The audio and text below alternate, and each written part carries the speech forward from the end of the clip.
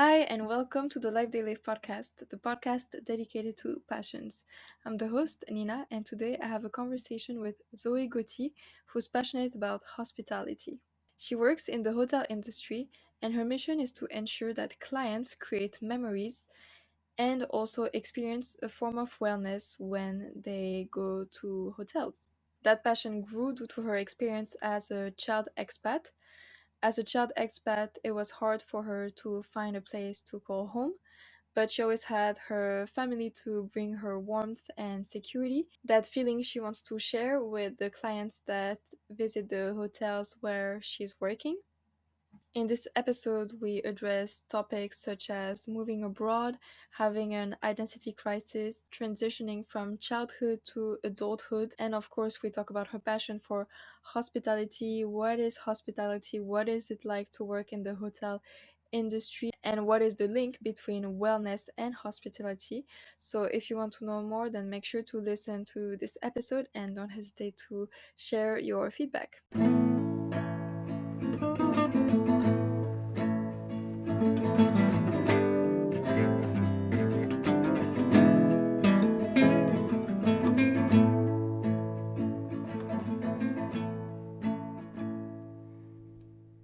Hi Zoe, how are you doing? Thank you so much for being on the podcast. I'm very excited to have a conversation with you today. Thank you for having me. I'm good. How are you? I'm good, thank you. So I think it's important to mention that we're friends and that I know you in real life. I mean, it's going to be obvious because people are going to notice that we know each other. But I think it's always nice when I do an episode with someone I know to just explain quickly how we met. So I'll let you just introduce yourself, and while you introduce yourself, you can also mention how we got to know each other. For sure. So my name is Zoe Gotti. I'm half French and half Italian. My mother is Italian and my father is French. However, like Nina, I was born and raised in a few different countries. Have just recently moved back to France because I felt the need to go back to my roots. All right. Yeah, and now just to mention, now you're in Greece. So you're doing your internship in Greece, right? Yes, I'm a hospitality management student actually. With my program, we are asked to do a 5-month internship in a 5-star hotel of our choice or of the partner of the school. And I had never been to Greece, and I loved the Greek culture and the Greek food and the Greek people. My best professors at university are Greek, so I decided to go to Greece. And I'm here now, and it's wonderful. A little chaotic, but wonderful. Yeah, so to mention then, I mean, people will have noticed. So we try to find the best solution so that we have Wi-Fi and that you can record this episode. So there is background noise, but hopefully it gives a nice, like, vivid atmosphere that it doesn't bother the listeners. But that's the best option we had because otherwise you couldn't record for the next week. So at least we can have this conversation, and I hope the quality will be all right. But thank you so much for taking the time to do this interview. So yeah, you mentioned that you grew up in different countries, and I don't think we said it actually. So we both lived in Mexico, and that's where we met. I don't know how old we were. I think we were like 11 or something. Yeah, Yeah, something along that. yeah. So it's been a few years actually. It's been quite a while. Yeah. Yeah. So We weren't even in the same generation no, I mean, and like, promotion. you're 1 year younger, right? I think, but Yeah. that's not a big difference. So we got lucky to. No, but we got lucky to meet. Yeah, I don't know actually how we met, if it's maybe our moms or something. I think Yeah, so, yeah. I So, think so too. yeah, so I'm glad to be doing this episode. I think it's always nice when I record episodes with friends that I knew, like years ago, and then to catch up and like talk about what happened these past years. So that's very exciting. And today, we didn't mention yet, but we're going to talk about your passion for hospitality. You're going to explain, of course, what is hospitality and like what it means to you. But I do think your childhood and your experience has a big impact on your life and also maybe on your passion. So I thought it would be nice to also dedicate, a part of the episode to your childhood and your life as an expat, as a child expat. And I think we have also a lot in common we discussed when we prepared this episode. So I think it's going to be interesting to have this conversation and we can compare, and talk about both our experiences. Um, so yeah, if you want to just take us step by step, where it started, how it all started. Yeah. So I was the happiest child on earth. I had a lovely childhood. My parents were very nice. I have a little sister. And when I turned 5, my father and my mother explained to us, and you can imagine a 5-year-old child trying to understand this, but oh, we are moving to a new country. And that country happened to be the first country we moved in as expats, which is a I think it's nice also to explain a bit of what an expat is. So basically, if I understood it correctly, but I think there's many ways of describing an expat. But my father got a job proposal abroad, and with that job proposal comes certain benefits that people who accept these kinds of job proposals abroad get with, which makes you kind of live in like a bubble, but at the same time you become and experience the local life of other countries. I think it's very important to say that it's more like a bubble because people who work abroad don't all have these benefits and conditions that I think you also managed to live through and with. And so we went on to our first expatriation, and it happened in Ivory Coast in West Africa. And um, and I mean, as a young child, you're very worry free. You just enjoy life with your parents, with your sister. You go to school, you meet new people. It was not really an impact at the time, I guess. Um, I mean, I was born in France, and we always saw different types of nationalities also in France. But I guess experiencing living in the country of a community you don't know the same culture, the same language, the same lifestyle. It was the first time I felt like I needed to adapt, and the word adapt has been a word that has followed me up until now, because I think something that I love about hospitality and why it became my passion is that in every country you get to live in, people are hospitable in their own way. And because of the historical background, because of their culture, because of their beliefs. And and so as a young child, you're kind of brought into this new world and you're so curious about everything, but at the same time it's very scary because you don't know how long you're going to be there. You don't know if the people accept you as you are, because obviously we were expatriate white, blonde hair, blue eyes, my sister and I, and full of people who were different colors of skin, with different ethnicities, and without wanting to say that people were judging us, you do get stared at. And I guess that was the first time where I felt sort of a sense of self as well. So I guess what I can say is that expatriation comes with beautiful benefits for the person who got the job contract, and it's an amazing experience for the people who follow, whether that be the woman or the man who follow one another to the country with their family or without.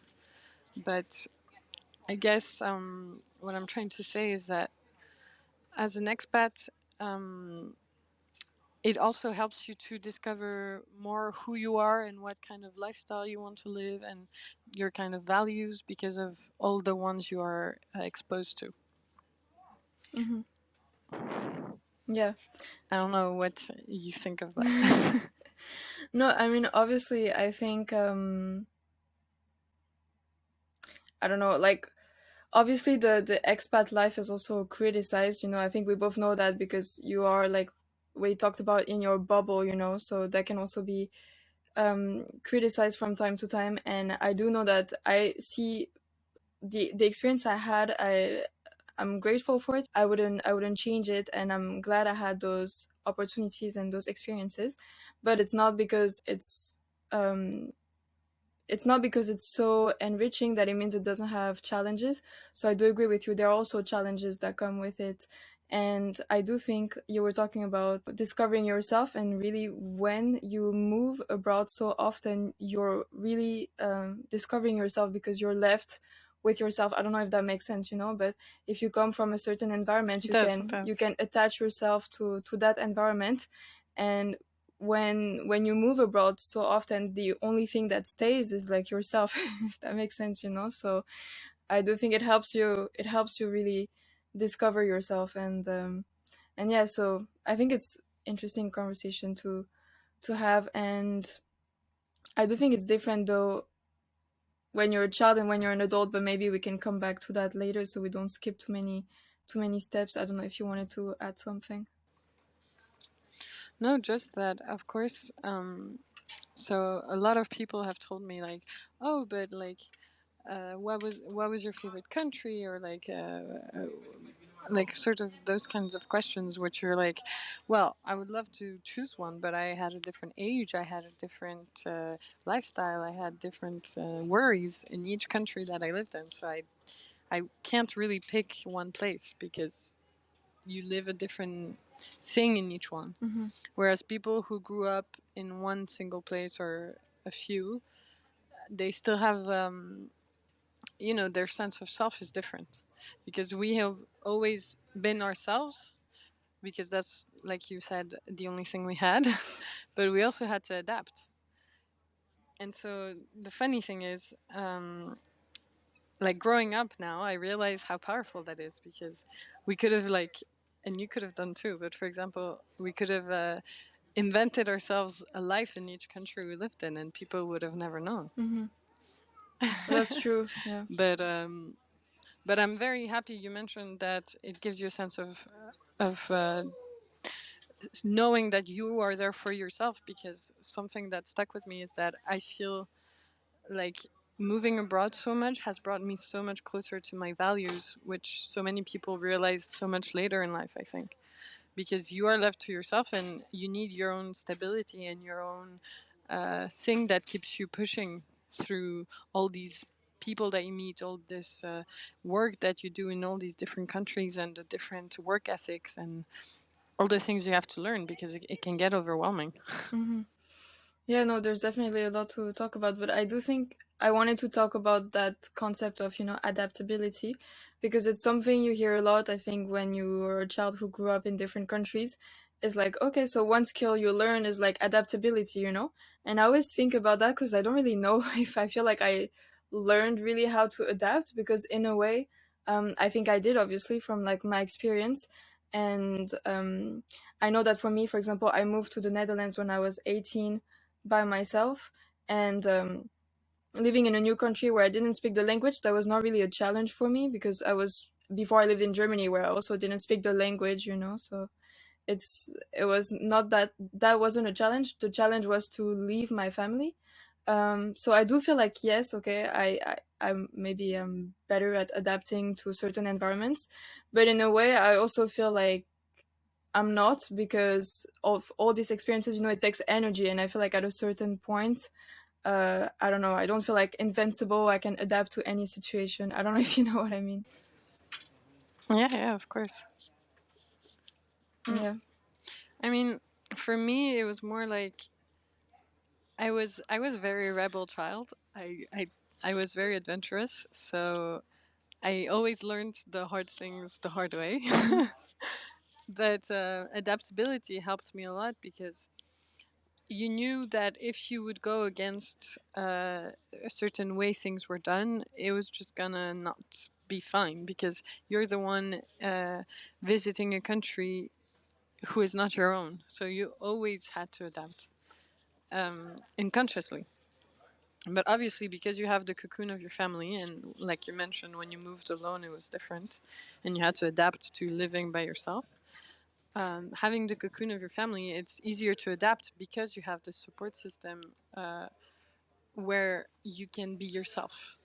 Whereas when you're by yourself, obviously you are yourself, but you adapt more to people because you don't always want to be alone, and you know that if you don't adapt to people, you will be alone. Mm-hmm. Yeah. Yeah, for sure. I do think the concept of adaptability, is different for each of us. About adapting, I do want to talk about, going back to your birth country. I don't know. For some people, it might be um, the country they identify as their home country. Can be the country where their parents, were born, where they were born, where their parents come from. I don't know. It can be different for everyone, but. I will mention also that you wrote a book, Memories of Our World, where you talk about your experience. So we'll go a bit more into depth about that. But I did read the book, so I felt that there were really Ah, interesting passages that I wanted to talk about in this like conversation. And at some point, you talk about going back to your comfort zone, because if I'm not wrong, after the first country you lived in, you went back to France, if I'm correct. And I did correct. want to, By myself, by yourself, not with my not family. with your family. Okay. So I do think it's interesting to talk about, going back to your comfort zone after living abroad in a different country, and how slash when you realized that your concept of home really had changed. Because we talk about adapting to other countries, but then when you go back to your home country, there's also a form of adaptation. Of course. Well, thank you for reading my book. I I'm very happy about that. Um, I so being half French, half Italian already was a bit difficult because I would go to France, but I didn't feel fully French, and people didn't think I was fully French. And I would go to Italy, and they thought I was French, and I Mm-hmm. wasn't fully Italian or all of that. So already I was like always a little mitigated because I loved both countries so much, and everyone was telling me no, but you have to pick one. Like my mom was always asking me, do you like France or Italy more, or what do you feel?" And people want you to like tell them something, and so yeah, I guess I loved both countries so much that I would always say like, oh, I don't have a preference. I'm just half both. And eventually growing up as well in all these different countries, like whenever someone asks me where are you from, I'm like alert. Like it's the question I'm always afraid to answer because you don't want to like spill your life out, and you also don't want to like you know not say the truth. So now I say I'm French when I present myself because I've gone back to France and I feel like at home when I'm in France. But I also feel at home in Italy, and I would also feel at home in Mexico, or I would also feel at home anywhere really. Because now, so like you said, moving by yourself without your parents' comfort and learning how to adapt to living by yourself in a country you don't know, for me was like the frontier of becoming an adult. Mm-hmm. I arrived in the Netherlands by myself at I was still no, I was 18, and um, I mean, it was a country where people speak English. It was an international university, so I had nothing that made me feel like a stranger. Yet I couldn't bear to be by myself for some strange reason. I would come home and there was no one. I was just left with myself. I Because I had such a warm family who would always be there for me when I'd come back, and it was unconsciously, I didn't realize until I started living by myself how much warmth my family always brought me when I'd come home from school, when I'd come home from friends, like, and it's that kind of warmth and kind of support system that I've become passionate about because I realize how rare it is, and this is why I kind of headed towards hospitality as well, because I felt as such at home with my parents that I feel like they've built in me to be hospitable and to bring that warmth as well to other people, no matter where they're from, because they were hospitable with anyone in any country. Okay. Yeah, for And sure. yeah, I mean, so yeah.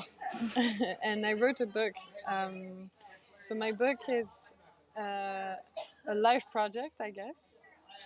But since you mentioned it, I wrote it when I was 18, before COVID happened. um, so at 16, I started questioning everything. I had been in an English international school, and we moved to Tokyo for the 2 years of high school. Okay, so And back in Tokyo, do you mind just maybe for the ones that don't know you, I think it would help like do like chronological order of like where you lived so yes, that it can help maybe people to like yeah. go read my book. But yes, so first we moved to Ivory Coast, which I mentioned, and there was a civil war there, so we only stayed 6 months and had to move back to France in emergency. And then, I mean, a few months later, I think my dad had another contract for Mexico, which was crazy. And they weren't afraid. My parents, they craved adventure. They wanted to experience countries, and so they took us with them to Mexico, and we ended up staying there 4 years. And then my dad had a new contract for Thailand, in which we stayed 4 years as well. Usually, expat contracts last from about 2 to 3 years to 4 years. And then we moved to Tokyo for 2 years, and then I moved to the Netherlands for six Okay. months. And whilst I moved to the Netherlands, my parents moved to the US. They never stopped.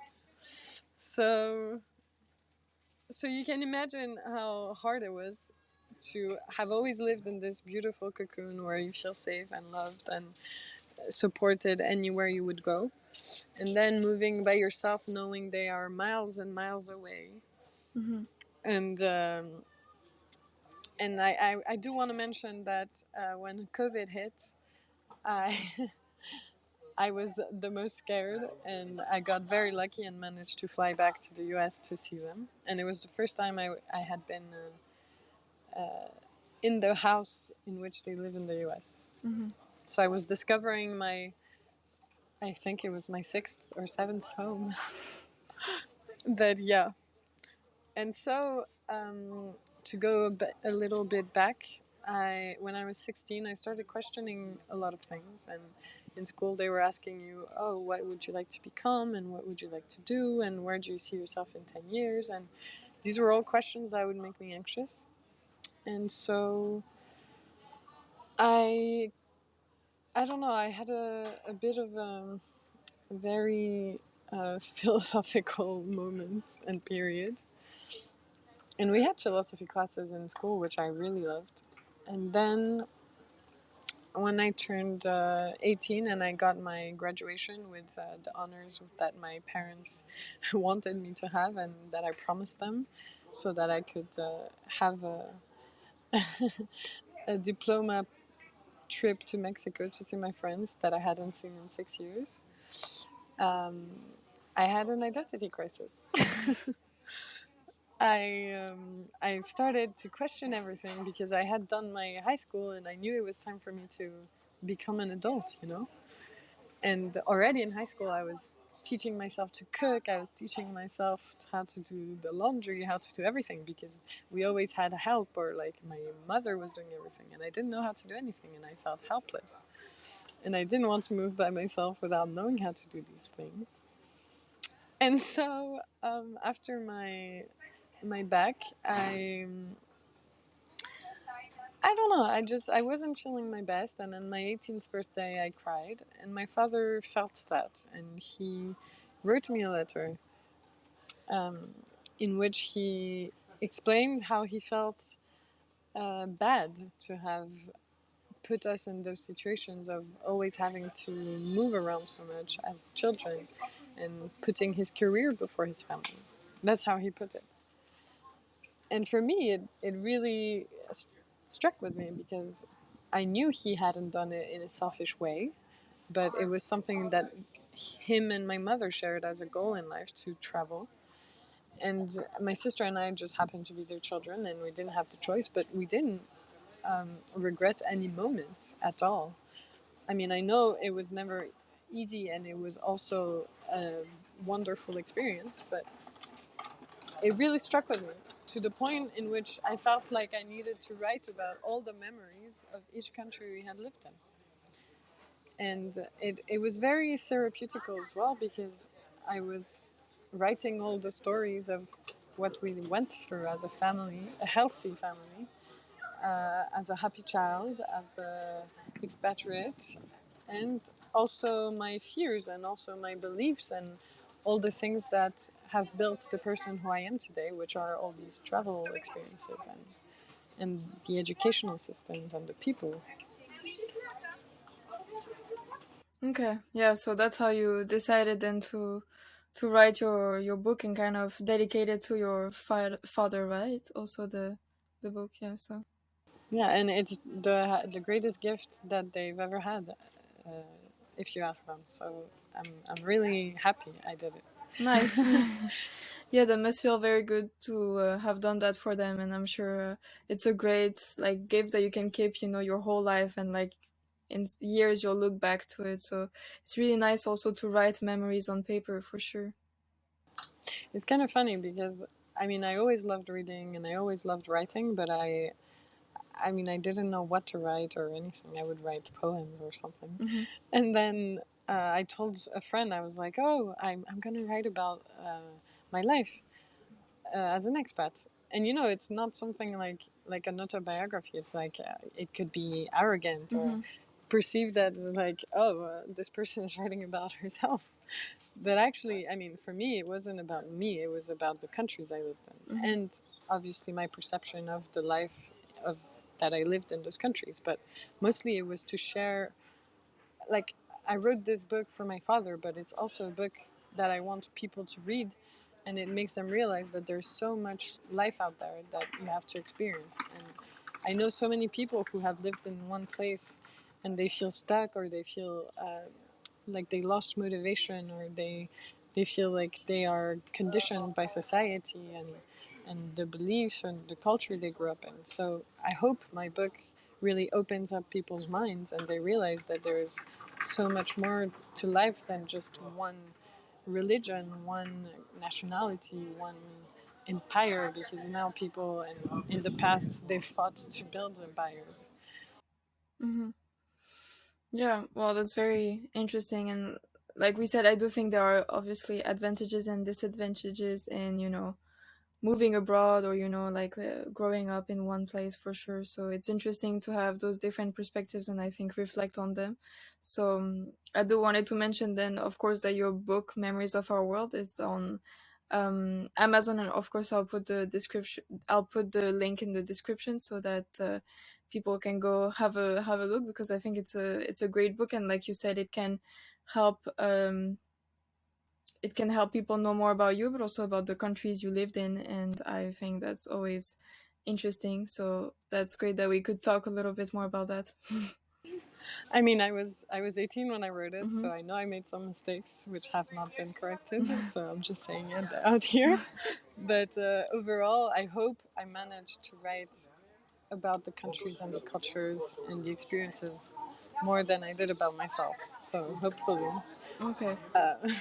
you will let me know. But and I was wondering how you felt, or if you've ever talked about it with your father about expatriation and the fact that as a child you don't really have a choice; you just have to follow. Yeah, so when I first moved abroad, I was a little bit older than you, but not that old that I knew what was happening. I was 8, so it was still kind of vague what was happening. And my first expatriation was Mexico. So also I lived. That's one thing I didn't know about. You said in your book that I also lived in like a suburb near Lyon. So I lived in a suburb near Lyon, like a very small village, and then we moved to Mexico City, this huge city, and it was very. For me, I think I was just, I don't know, trying to process what was happening. I was not really thinking about it that much. I don't think I even knew where Mexico was. And then someone just told me, oh, it's at the other end of the world. And I was like, what are you saying? Like, where am I going? So I think I was kind of just clueless, because at this age, you don't really realize. So I think I started asking myself questions like years and years later. But I did say to my parents, of course, there are challenges that come with it, but I would do the same thing again. If this moment happened again that my father had the opportunity to move abroad, I would say, yeah, sure, do it.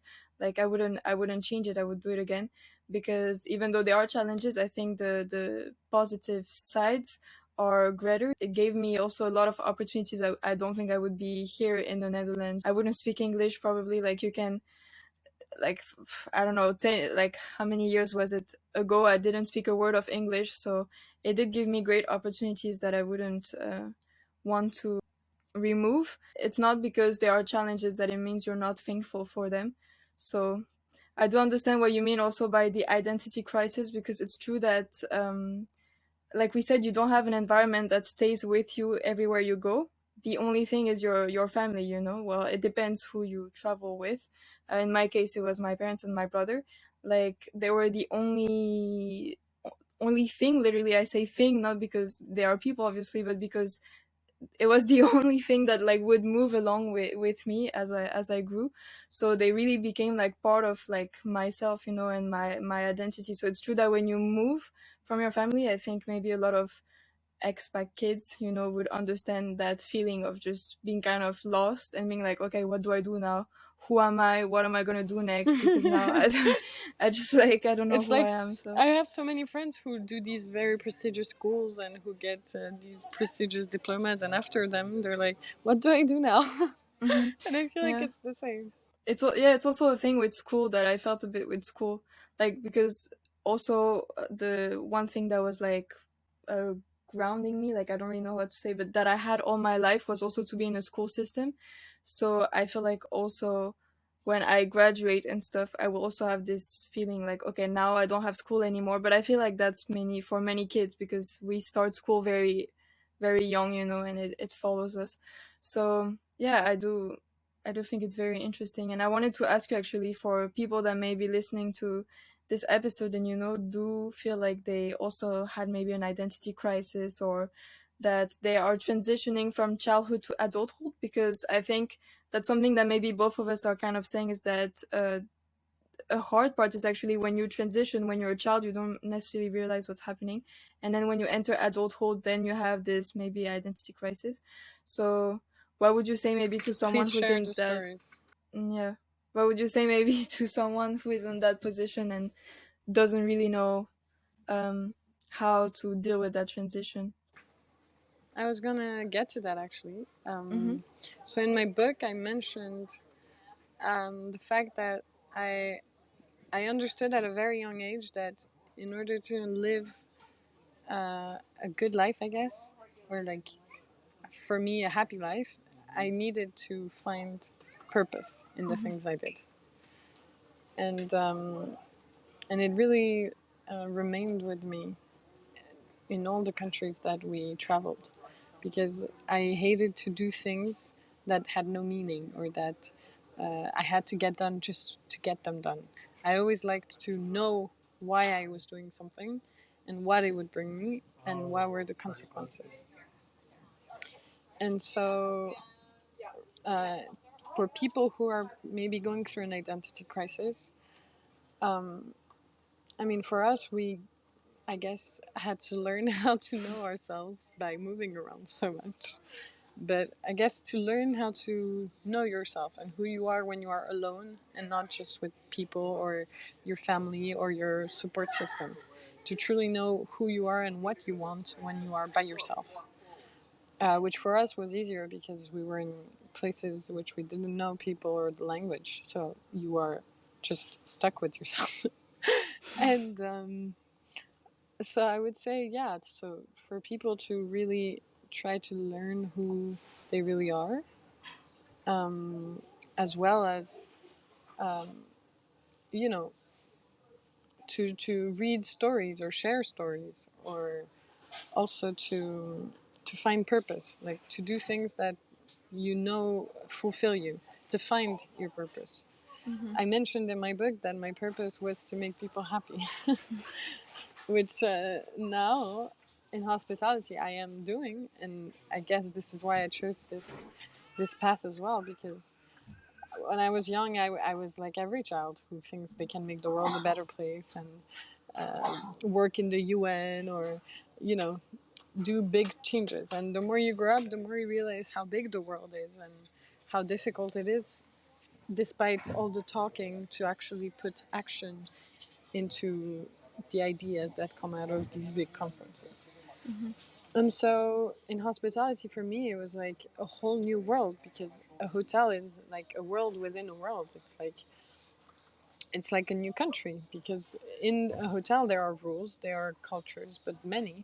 There are standards that you need to follow. There are, and you are welcoming so many different people. And so it was like a big world and a small world. And it was really where I realized that I could make an impact, because not only is it a place in which you welcome people and you want them to feel safe and you treat them and they're here for that. There are people who work so hard to be able to relax and enjoy countries and enjoy leisure activities, which they don't get enough of and lack balance of in their life. And so it was really an eye-opening industry for me, because I wanted to be a diplomat and I wanted to change the world, but politics just didn't resonate. It didn't fulfill my purpose. And instead, here I am doing hospitality, in which you are at the service of people. Um, it's like being a doctor, but without saving their lives. You're saving their soul, pretty much. You are giving them unforgettable experiences that they will remember for a lifetime. You provide them celebrations for them to enjoy the people they are with and the place they are in. And it's really something that makes me vivid. It really lights my spark. Mm-hmm. Yeah, and I think it's really great how different aspects of your life connect because, you were talking about, from what I understand, memories are very important for you just because also, you wrote your book. So now you're connecting this idea of, memories are important for me. So I want to make sure that I help others create unforgettable memories, etc. Yeah, so it's great to see how everything is connecting. And also, I was wondering because, again, I'm referring back to your book, you say like when you travel, you're not a tourist, but you're not a local either. And that's also something I've reflected a lot in my life, being like, okay, I'm like you said, not a tourist, not a local. And when I was preparing this episode, I was thinking that's maybe also something that you find a lot in the hotel industry, right? Because when you work in a hotel, you work with tourists, but you're also like, depending if you work in your own home country or if you work abroad, etc., you're also not considered necessarily local. So is that maybe also something that attracted you to the hotel industry, to find again that balance between learning more about a culture and the local people, but keeping an openness to like tourism and I don't know if that makes sense. No, it does. And it's actually quite funny, because I was thinking about it the other day when I was journaling, Mm-hmm. about how I love, like right now I'm in Greece, and I love being working in Greece and not just being a tourist, because you see all these tourists who are living the dream Greek adventure and all these things we plan for them in the hotel. But the best part for me in life is not to just be a tourist and see the world. It's to experience its rawness, its culture, its diversity, and that's what really makes me happy to be in the hospitality industry. Is that I know I can work in any hotel of the world because there are so many. But I will not be a mere tourist. I will experience the way locals live, the way they talk. But I will not be a local myself, and it's powerful, and it's also sad because some people don't have the same luck as I have to have a French and Italian passport. I know some of my colleagues at work, they're Pakistani and they are here for other reasons, but they still love it. And I think the hospitality industry is so great, not because it's also a very tough industry. We are being exploited sometimes, and we are all doing extra hours. But people are here because they love to be here, and they stay and they do the extra hours. They're tired, but they do them. Mm-hmm. And the thing I want to say is that in the hospitality industry, the beauty of it is that instead of in politics where all the countries have to come to an agreement to change the certain situation in a country, in a hotel all the countries get together and make the solution Mm-hmm. happen. Yeah. It's not just talking, they take action altogether, because if one of us doesn't communicate properly to let's say, I don't know, for me it's hard for me to speak even with the Greek people. If I communicate something wrong, the whole situation can go wrong, and you can't make such mistakes with such high profile guests.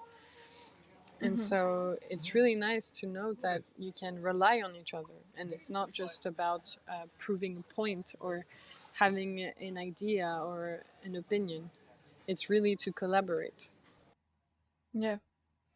Yeah, I'm really happy to be having this conversation because I'm realizing that I actually never really reflected that much in the hotel industry and hospitalism. So yeah, it's great to it's really learning because I never really had those reflections. So I'm glad that we can talk about it more together. I feel like, to be honest, when I was traveling, I would go to a hotel, just be like, okay, I'm at the hotel, but I never really had those questions come in mind. So it's definitely interesting. And you kind of explained it a little bit already, but this very simple question, like, how would you define hospitality then? Because it's not only hotels, right? It's a bigger meaning. So I could talk about hospitality for hours, but basically, for me, hospitality is truly to make someone feel at home, Mm-hmm. which is, I mean, you understand because we are always looking for a home as expats, but it's truly to make someone who doesn't know the place more familiar with the place. And usually, if you are a local worker, you are inviting someone you don't know, who doesn't know you, in your country. And it's really about making them feel welcome, making them feel seen, making them feel like they have the attention that they may be lacking in their own hometown or in their own family. We have some guests who come by themselves and they just love to come to the reception to talk with us, to have company, you know? Mm-hmm. And it's so powerful. You don't realize how powerful being nice or serviceable is until they give you gifts or they write to you years later, or you impact people in a much greater way than you would as a politician by saying something to the mass media, because you are taking care of one single person at a time. Mm-hmm. Yet they know that if they come back to your hotel in 2 years, whether it's you or someone else, they will feel seen, heard, and welcome. Yeah, yeah, that's very interesting. And were you gonna say something? Yeah. So at this moment, I'm still a student, and Mm-hmm. I'm experiencing many different types of hotel brands who are welcoming some of the highest profile clients in the world, and guests actually, because in the hospitality industry you always say guests. But you you have a sense of the different standards and procedures that hotels want to make. And something that I've noticed, which I don't like, is that I'm not a fan, let's say, of the American hospitality because they're very standardized and they want profit more than anything else, and so it makes the whole hospitality concept a little blurred because yes, they do take care of their guests and they make them feel welcomed and seen in a certain way, but there is no personal touch. There is no room for warmth. And it's just a procedure that they go through. And it's something I've noticed a lot. Whereas when I see, for example, smaller structures or boutique hotels, there people have a sense of home because it's really a place where they have their employees, they are chosen because of how they behave and what they do in their free time. And there are more people who really know how to welcome you in their own way. And that's what's beautiful, is to experience an own way of something. Because if everything is standardized, it's just monotone. It's like routine. And that's not what people look for when they go abroad. Yeah. I mean, it's not exactly related, but it does make me think also about just tourism in general. Um, it is kind of related to hotels, but you know, like how when you visit a country, I think it's nice if you also get from that culture, you know. And a lot of times, hotels or like chains of hotels, you know, I kind of have the impression sometimes that if you go in like I don't know Mexico, Thailand, or like Peru, whatever, that if you stay in a chain of hotels, sometimes you're gonna have, you know, the same kind of experience in every country, and I think that's a shame if you don't get also that cultural experience. So yeah, I don't know, I don't really know where I'm going with that question, but I do feel it connects traveling and tourism and hotels. And I was wondering what's your view on that, since you work in the hotel industry and you also travel a lot. Well, it's something I'm working on at the moment. I'm trying to choose a master's which will allow me to study more a holistic hospitality approach, where it's not just about profit, not just about a hotel, but it's more about bringing wellness to people, also bringing wellness to the community in which you are working in and with, and the environment, because we live in a world where we have to start to look after the environment we go through. And tourism has destroyed so many beautiful places and so many ecosystems. But obviously, nobody wants to stop traveling. Mm-hmm. But it's more about bringing awareness to people. Because as a hotel, you are like the ambassador of the environment you are in. So if in a hotel you manage to make people clean a beach, for example, on a Saturday, because it's part of the hotel activities, some guests are gonna look at you like you're crazy, but others will be like, "Oh, maybe that's a good idea," and slowly people will start doing these actions. Or if in a hotel, you put signs of not throwing the toilet paper in the toilets, for example. Here, for example, in Greece, it's recommended not to, but there's no signs in my hotel that you shouldn't. Mm-hmm.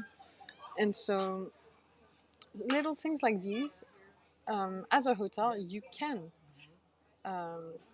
sort of portray a message or encourage people to do such things, because yes, they are paying so for for for relaxation, for enjoyment, for leisure, and for experiences.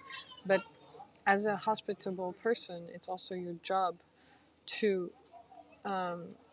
convey a certain value that people will find only in your hotel. Mm-hmm. Yeah. So in a way, it's also the responsibility of the hotel to like ensure that the clients respect the rules or the customs of the environment they're visiting. The Right? Yeah. Yes, Okay. yes, because at the end of the day, I mean, a hotel is like a community. It's like the general manager of the hotel is, for example, the president of a country. He has to make sure you cannot choose all the guests that come to your hotel. So some of them will have certain ways of doing things that are not what you wanted or expected. but you have to manage them and ensure they still have a good time. Yet they should respect what the hotel wants to represent and support. Mm-hmm.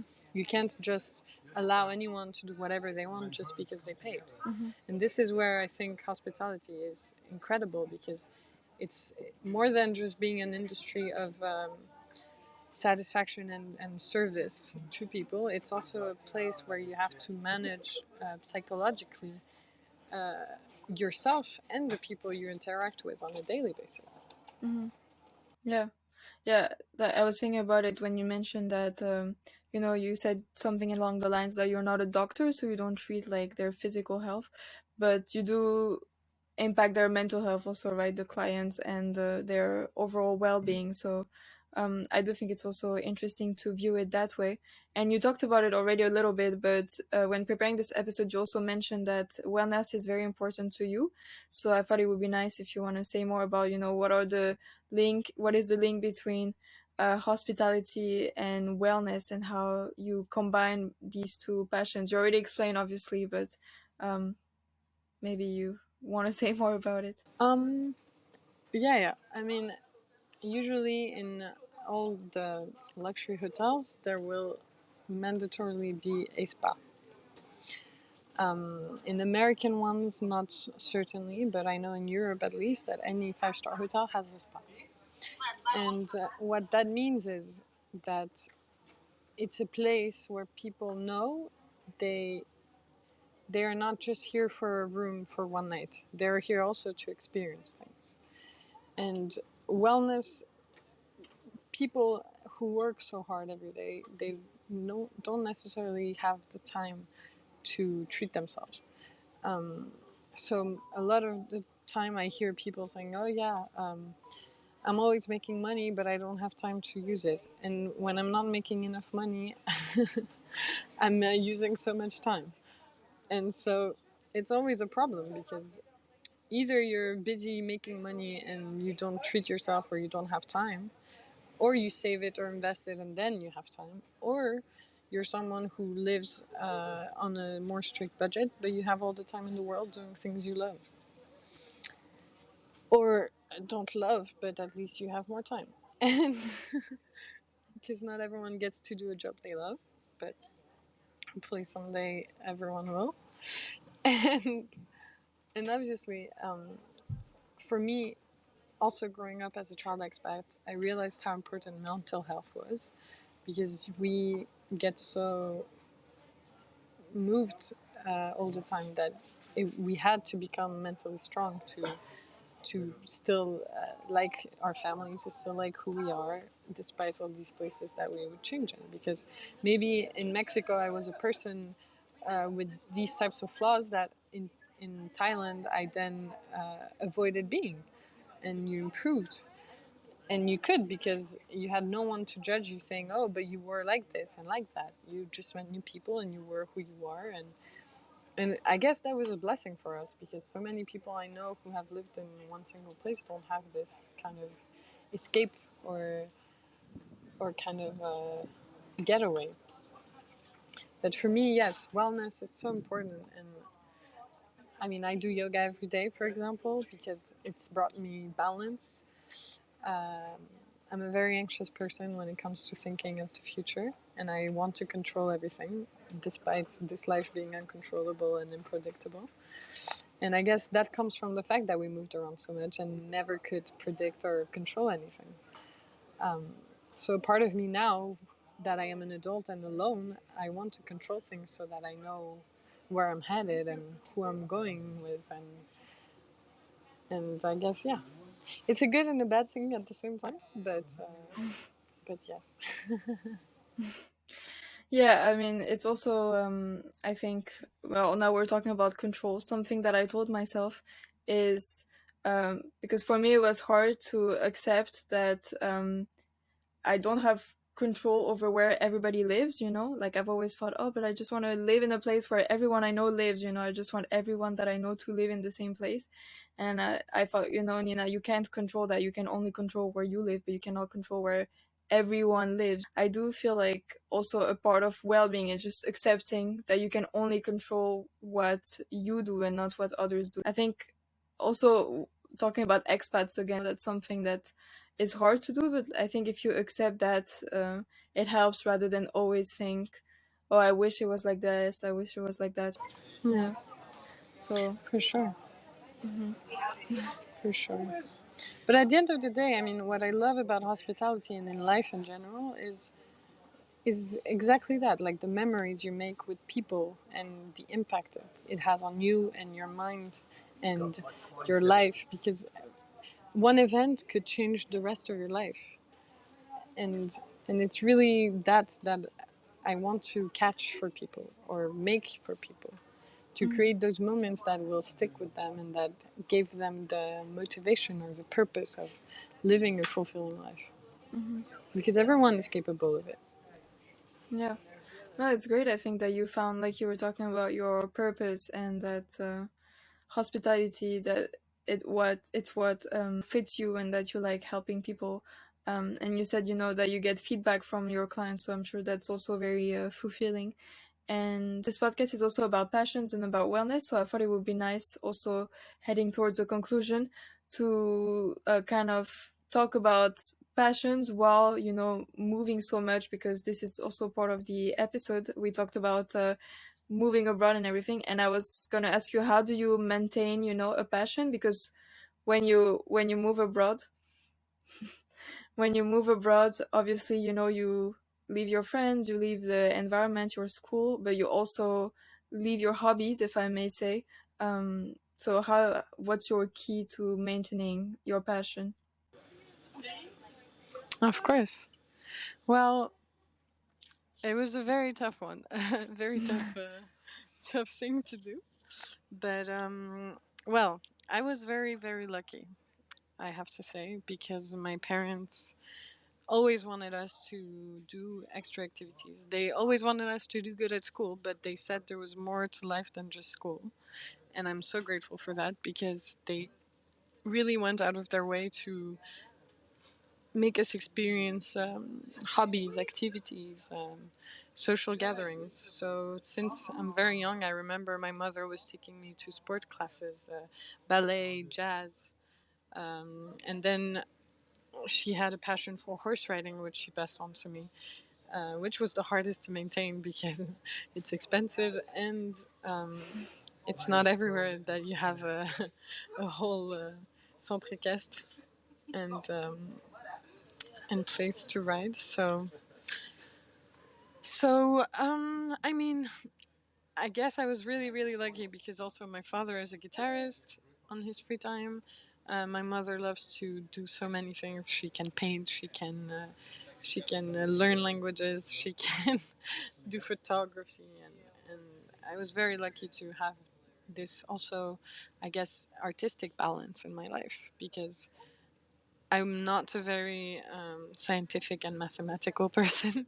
So school would also sometimes get on my nerves, if I must say. But when I came home, I felt at home, because my parents were artistic more than Hmm. they were scientific and just and.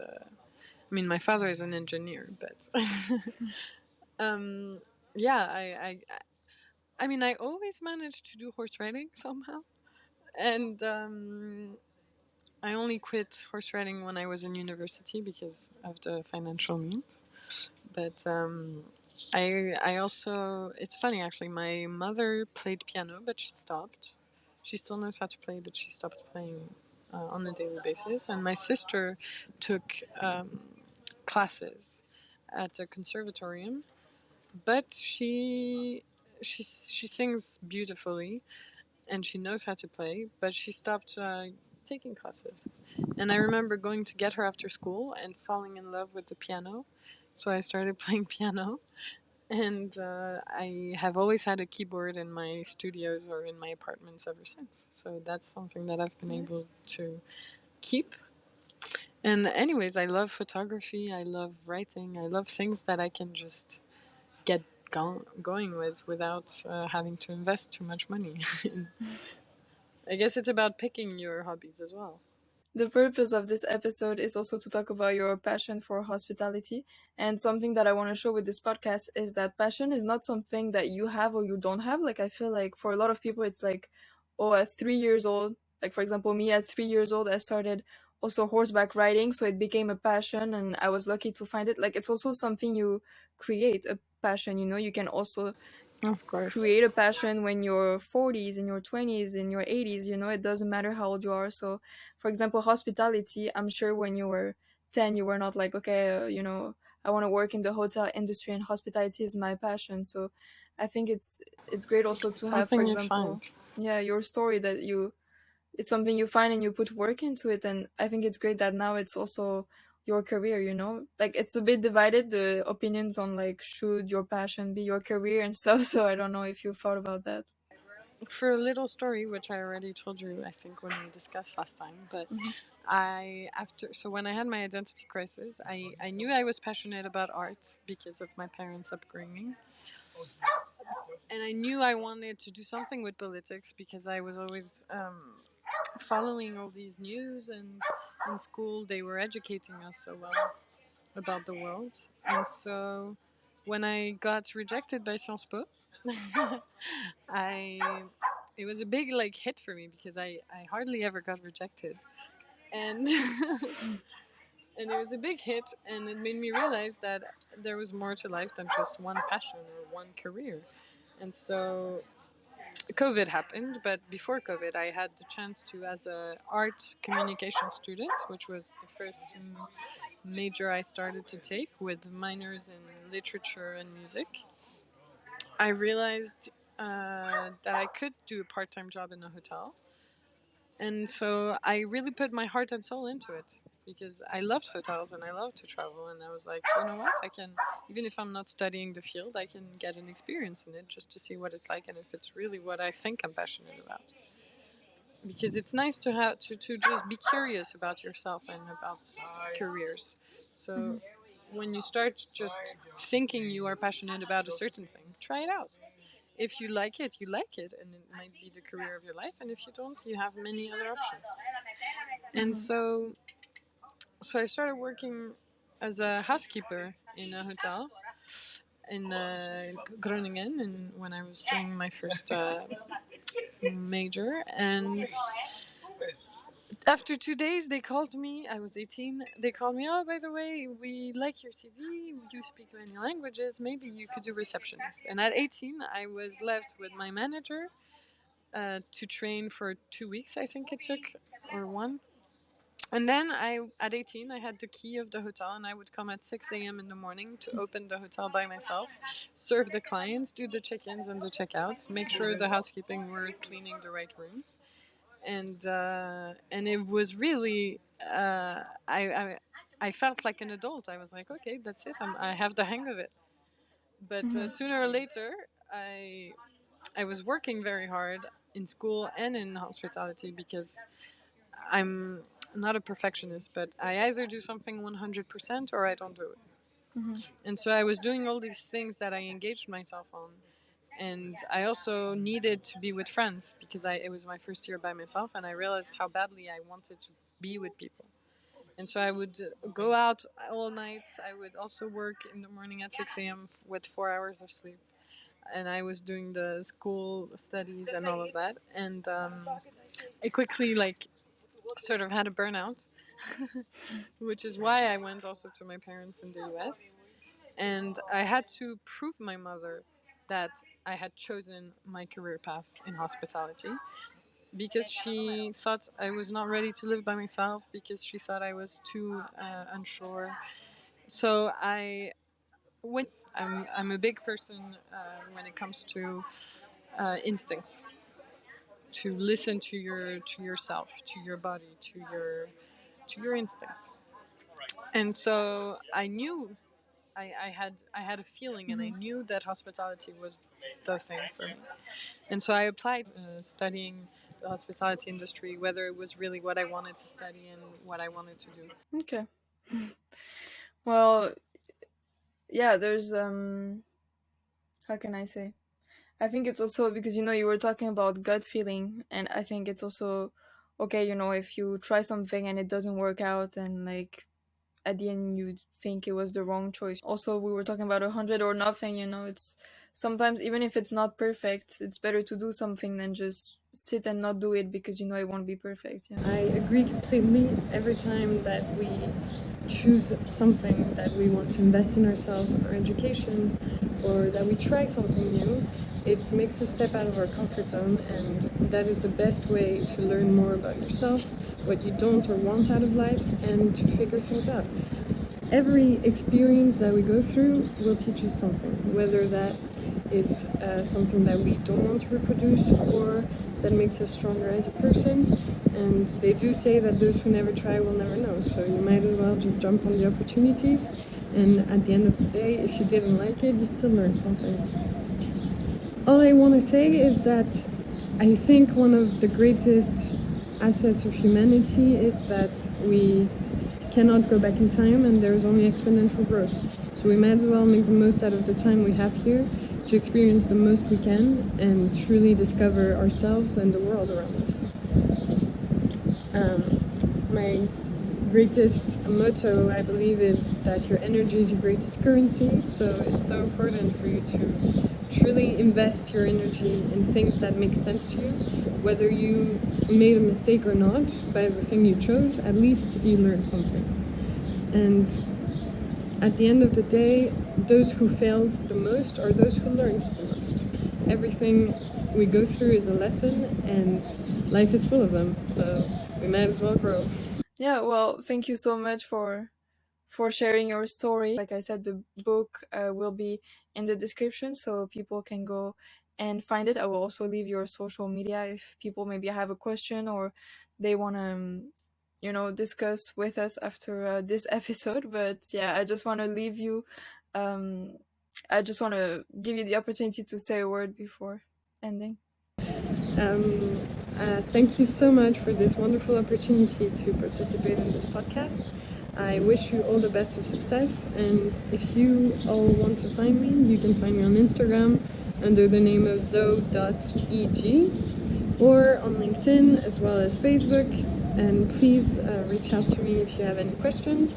I do have my book linked in my bio, so if it is of any interest to you, please go ahead and read it. It would mean a lot. Thank you so very much, and remember to stay curious. Thank you so much. We were talking about perfection, so there is still work to do and improvements to be made on the podcast, but I'm very happy to have had this conversation, and I thank you once more for featuring as a guest on this podcast.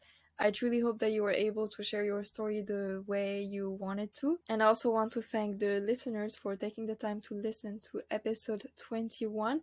Please let me know what you thought about this episode. I'm curious to know if you have any feedback. Maybe you have been in a similar experience growing up abroad, or maybe you also work in the hotel industry, or maybe you don't, but then I still want to know any feedback you may have. If you like the podcast, don't hesitate to leave a review. It's a small step, but it makes a big difference. And I'll see you on the next episode of the Life They Live podcast.